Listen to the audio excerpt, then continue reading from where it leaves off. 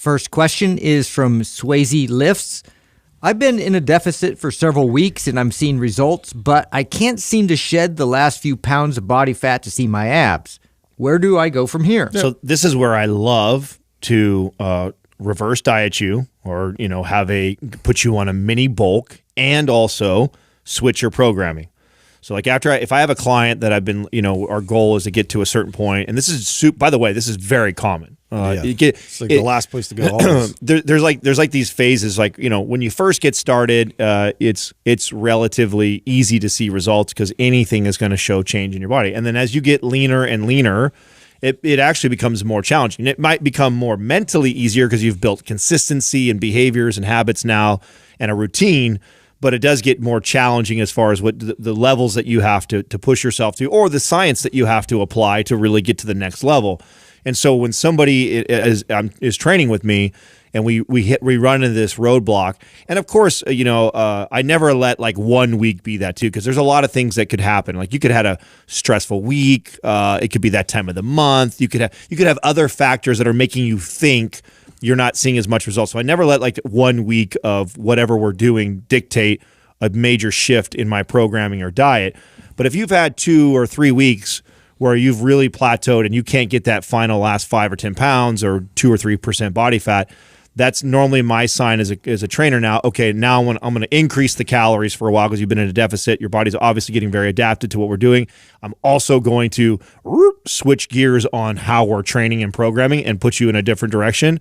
And I'll only do that for a couple weeks and then go back to reverse or cutting you again. Well, they are saying that they've been in a deficit for several weeks and I'm seeing results. So what do you mean by several weeks?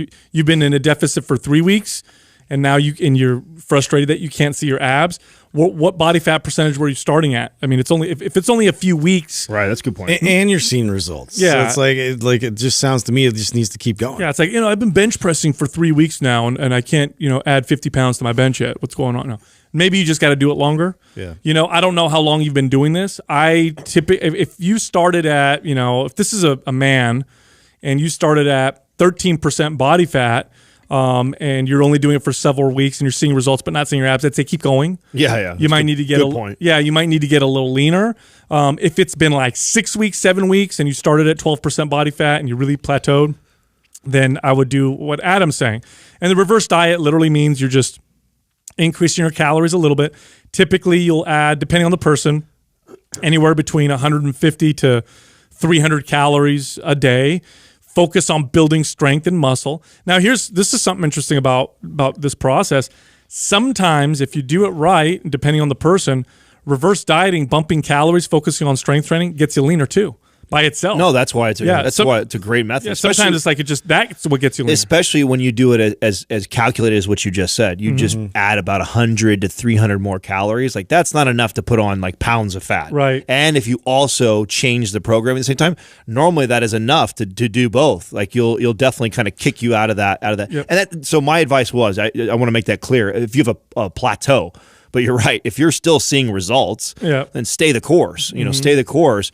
And like I said, I wait for a good solid 2 weeks where I feel like nothing's happening. Like if I've got a client on a protocol that I feel confident we should be consistently dropping, and what happens sometimes is, eventually we plateau out. I'm going to okay, stay the course still for another week. Let me evaluate what's going on. Okay, we're still at a hard plateau.